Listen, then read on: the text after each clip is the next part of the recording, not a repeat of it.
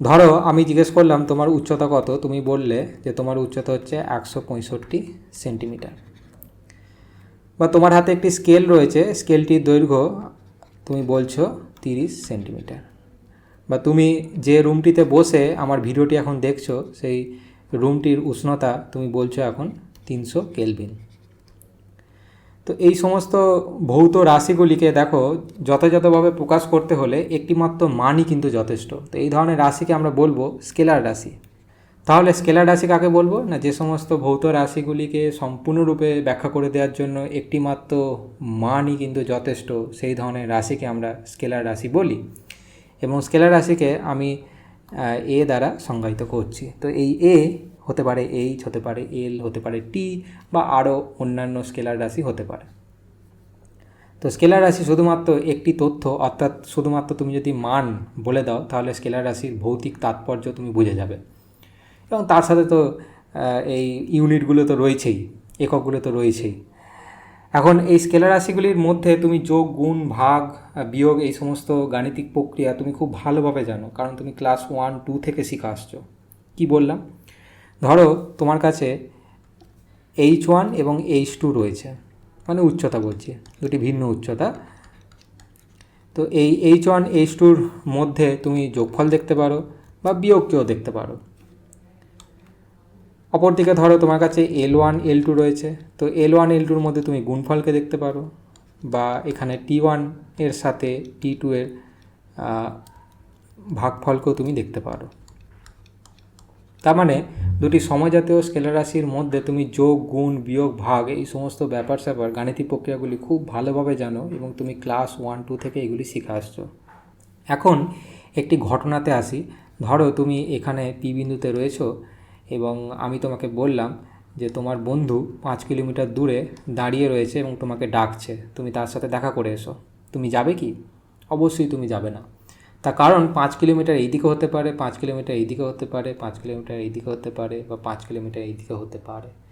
অসংখ্য দিকে তুমি 5 কিলোমিটার ভাবতে পারো, কিন্তু কোন দিকে তুমি যাবে? তো সেই জন্য তুমি আমাকে বলবে যে 5 কিলোমিটার দূরে তো দাঁড়িয়ে রয়েছে, কিন্তু কোন দিকে রয়েছে সেইটিও কিন্তু আমার থেকে জানতে চাইবে।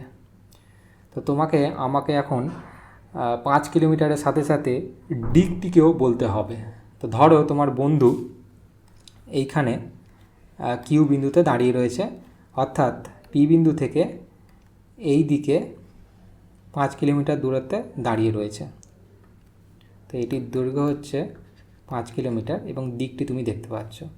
তো এই দুটি ব্যাপার, অর্থাৎ 5 কিলোমিটার এবং কোন দিকে তোমার বন্ধু রয়েছে, তো এই দুটি তথ্য আমি যদি তোমাকে বলে দিই তাহলে তোমার পক্ষে তোমার বন্ধুকে খুঁজে বের করা অত্যন্ত সহজ প্রক্রিয়া হবে।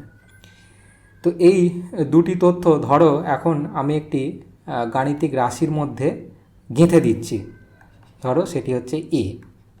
তো এই এ রাশিটি এখন দুটি তথ্য বহন করছে। একটি হচ্ছে মান, কতটা দূরত্বে রয়েছে, এবং কোন দিকে।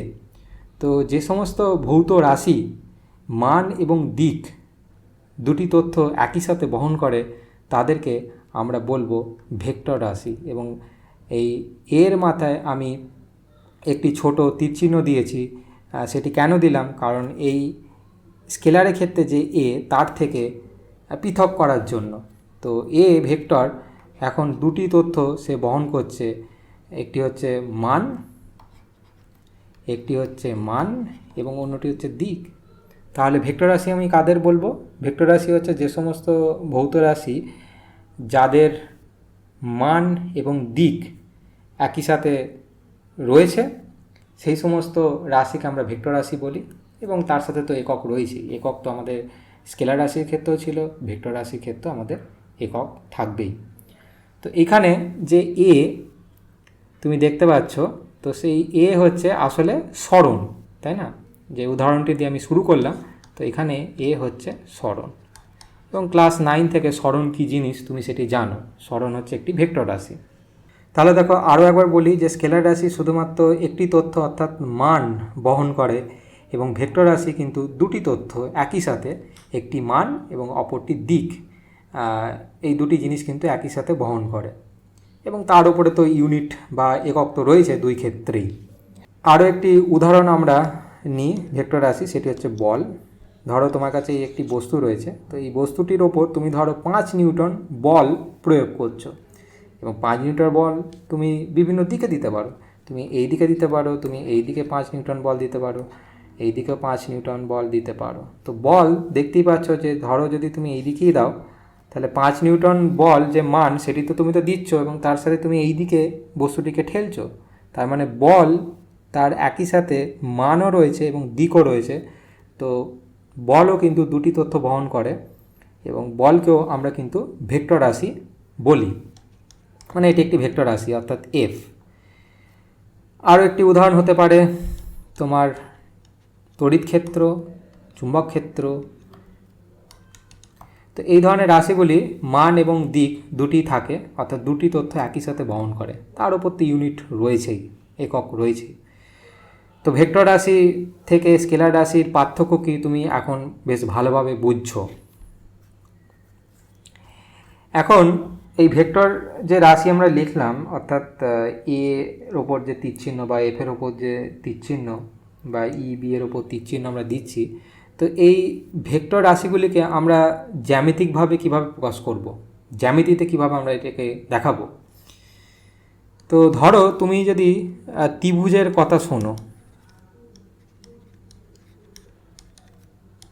তো তুমি জ্যামিতিতে এই ত্রিভুজকে এইভাবে তুমি ভাবো, তাই না, বা এইরকমভাবে আমরা দেখি।